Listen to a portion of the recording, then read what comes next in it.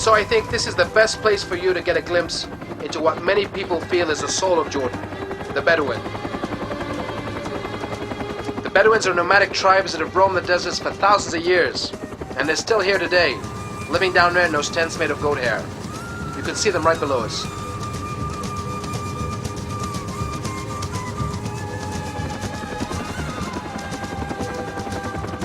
Wow, check it out. There's even a camel caravan down there. Yeah, that's what we're looking for. Let's head down.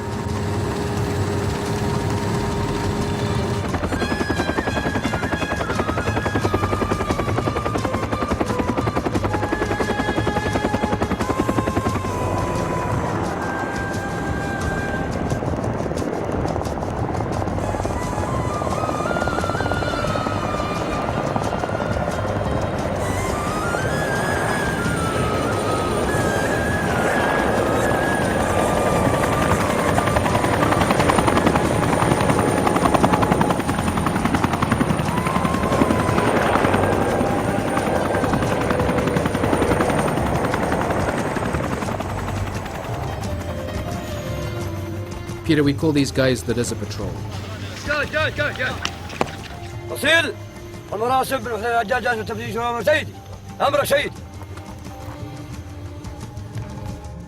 They used to be an army unit back in the days of the British Empire, but today they operate as both a border patrol and as a desert police force. Getting up on one of these things, well, at least for me, not very pretty. It wasn't a whole lot of fun for the camel either.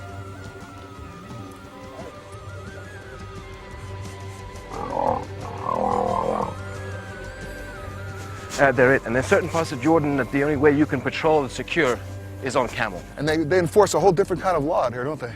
It ranges from somebody misappropriating a sheep to smugglers trying to cross into Jordan with illicit goods. Oh, really? I know they're part of the police. They're probably the toughest and most disciplined unit in Jordan.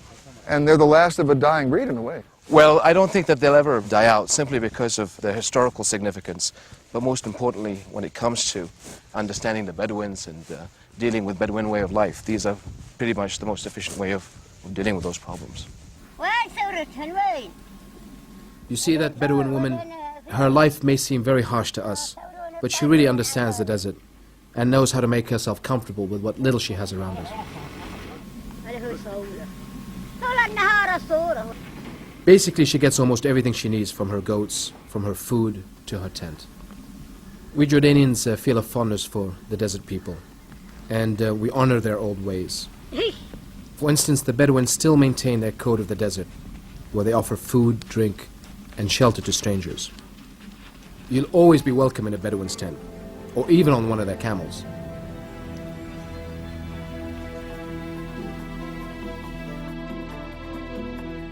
Camels are remarkable animals. These single-humped camels we're riding can easily walk 25 miles a day with about 1,000 pounds on their back for months on end. The camel rides are very enjoyable because it gives you a sense of history of going back thousands of years as you go across the desert plains or down through Wadi Rum. And going in a procession with a couple of friends on camelback is very stirring to the heart and the imagination. We're progressing at a relatively slow speed right now, but if these guys wanted to take off, they could take off. No, these things can move if you want. But there are even quicker ways of getting around Wadi Rum. Microlight aircraft, ultralight, will give you a bird's eye view of Wadi Rum. And quite a rush as well from the looks of it. Absolutely. Adventure travelers have only recently discovered this place, and it's suddenly become a very hot ticket.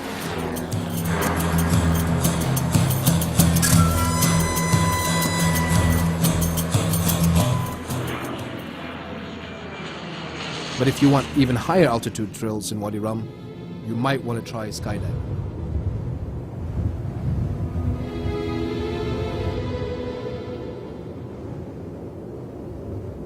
Once again, they won't let me jump anymore, but that doesn't apply to the rest of my family, thank God. My younger brother, Prince Hamza, can't wait to jump.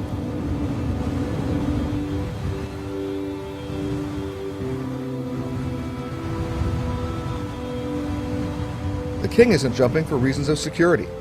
I'm not jumping for reasons of sanity.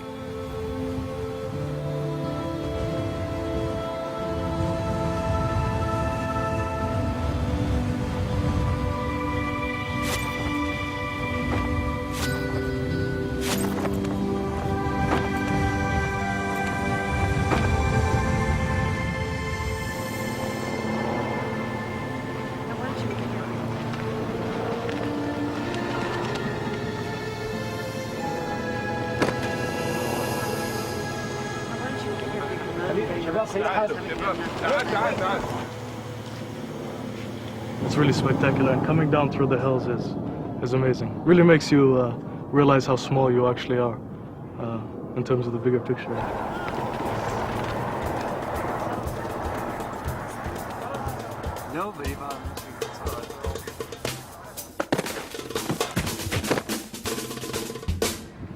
Peter, there's one more thing I want to show you.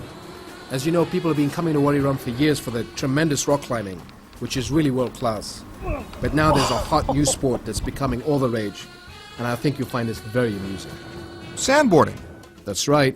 You just find a giant dune, grab your board, and trudge up to the top. There are no ski lifts here or anything of that sort, but you'll get a very, very good workout, but it's really worth it. Your Majesty, have you tried sandboarding? Not yet, no. Well, okay, it might be a bit harder than it looks. As for me, I'm sticking to my ship of the desert. Okay, Peter, enough adventure for one day. Up ahead is a Bedouin camp where we'll spend the night. Bedouin hospitality is world-renowned.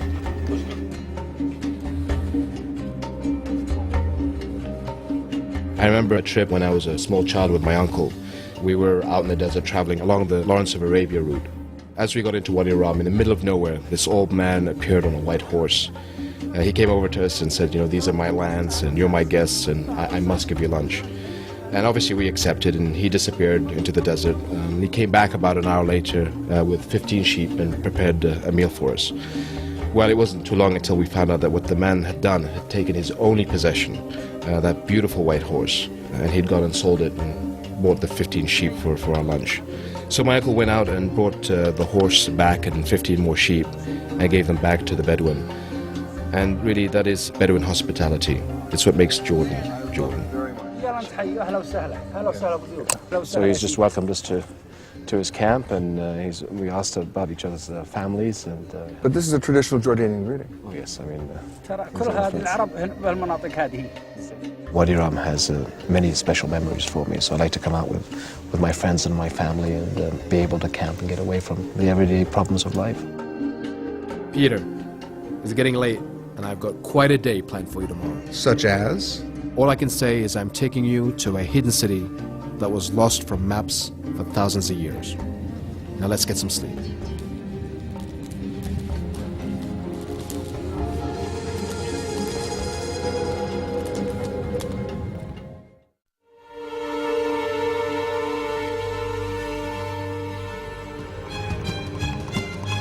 Peter, this morning we're heading towards the lost city that I mentioned to you last night.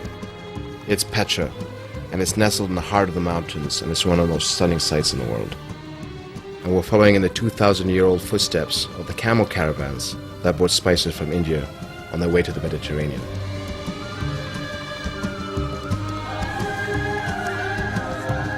Peter, just put yourself in their place. It wasn't an easy trip. They would creep along step by step for 2 months or more across this parched expanse, searching for water or trying to protect their cargo from bandits.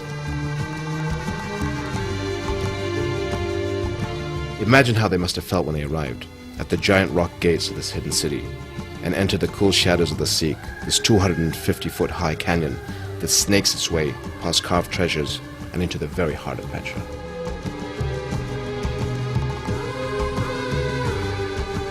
If we come over here, you can basically see the outline of a man leading a camel and a camel caravan. It must have been amazing to suddenly come into Petra and walk down the Sikh and then suddenly see a flourishing city. So in a way, this is really their welcome sign. Absolutely. Wow. Amazing. And you see the reliefs continuing on down. It never we stops. continue.